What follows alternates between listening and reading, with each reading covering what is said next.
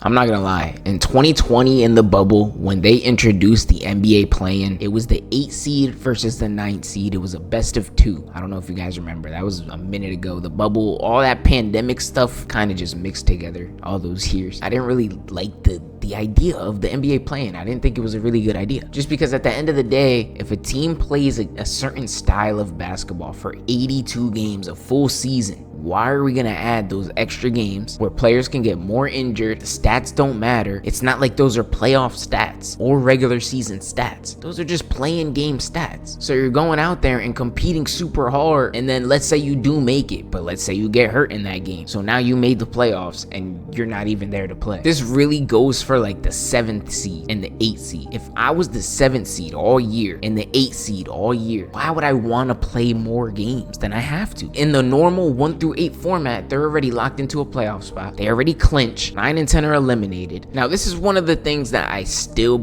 hold to this day, is that it just gives so much false hope to the shitty teams. Because when you're fighting for the 9 and 10 spot, do you really deserve to be in the playoff? Look what just happened to the Heat. Made it finally as a 10 seed. The first time a 10 seed makes the playoffs. They won 2 playing games. They get to the playoffs. They can't win 1 game against the number 1 seed, who's sitting there sitting pretty with rest. They're gonna go play the 10 seed. I will say the Heat, for an example, because they literally just got eliminated, they at least have a identity of they have to move off this team now. That team cannot win. That team cannot be put together and have an expectation of winning. That team is trash. Trae Young would have put up a better fight against the Cavs. We're not serious, bro. I'm not gonna lie. I have changed the way I view the play-in now. It's more competitive basketball, at least. Regular season ball, you can tell people just don't care whether it's just the role players or the superstars taking nights off. There's just a bunch of that. But at least in the play-in, you're trying to have your best unit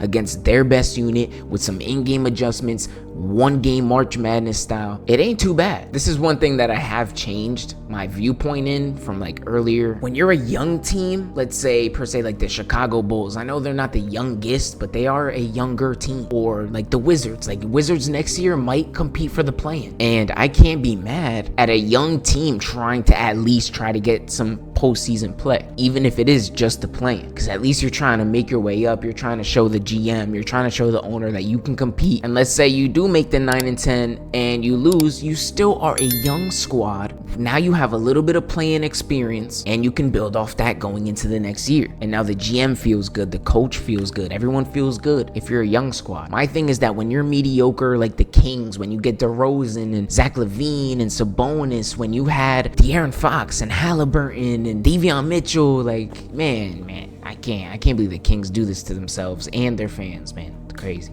Now, I know I'm not the only one who had this viewpoint on the play-in. I know there's not a lot of people who actually liked it, just because there was just too much to learn about it. Just the same way they had the All-Star this year. It was kind of just weird. It was weird. I don't even know if I can explain it. When it comes to the NBA ratings, Adam Silver was right. It helps the ratings because the fans love to see the winner go home March Madness feel in the NBA. You don't know how long that's been talked about. Yo, what if the NBA had a March Madness? People make videos on that all the time. But Adam Silver gave us a real March Madness play-in feel. And granted, it's just for the lower seeded teams, but it is still fun to watch. The teams themselves, they also aren't giving up at the end of March. There were so many seasons where 1 through 8 at the end of March is pretty much locked. So teams are literally just losing games. They're not playing players and they don't care because they're locked into 1 through 8, guaranteed a playoff spot. Now we got teams that are actually, fighting to the end. Look at the West this year. The West was so close this year. The Clippers and the Nuggets had the same record. Nuggets just had the tiebreaker. And it makes teams like the Kings who think they can actually compete with these upper teams, and they're just going to keep doing the play-in shit every year. Now, I will say, having a healthy team and being a top 6 seed in your respective conference is so important. Being a top 6 seed, you're locked in. You don't have to play any extra games. You kind of have that home court treatment. I know 5-6, you don't have home court for the first 2 games, but you have the home home court treatment where you're just sitting at home. You get to watch those other teams kind of fight it out, and you'll get into your playoff series. I do also believe that it helps those injury-riddled teams where maybe you have a star that's out for the beginning portion of the season and then he has to come back, or you have a player on suspension like Ja or Bobby Portis, and now they're coming back into the lineup, and now you can build some momentum. Maybe you start off slow like the Warriors, you bring in a player like Jimmy Butler at the trade deadline, now you have time to gel, and they go to the play-in and they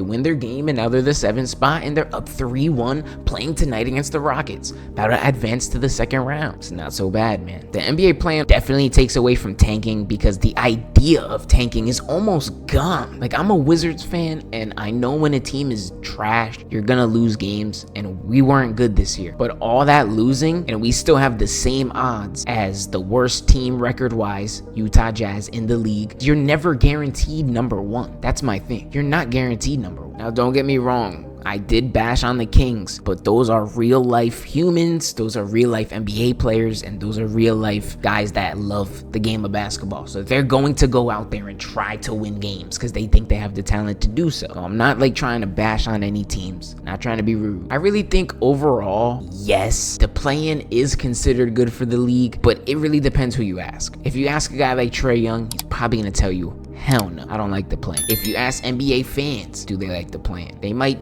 just generally say, yeah, it's a March Madness feel for basketball in the NBA. But I really do just think the play-in makes the NBA season more competitive and fun and exciting. You get those extra games. I know they're not the best teams. Maybe if you're a sports betting person, that's an extra game to sports bet right there. You know what I mean? If you know ball, you can go ahead and sports bet. But like I said, if you're the 7th spot and you lose a game and you lose that 7th spot, you're probably not gonna like the play-in. And I can't hate you for that, bro. You're the one playing, not me. If you enjoyed this video, please be sure to drop a like, subscribe, leave a comment down below, any opinions on this video. I'll be back Friday for another video. That'll be all. I'm out.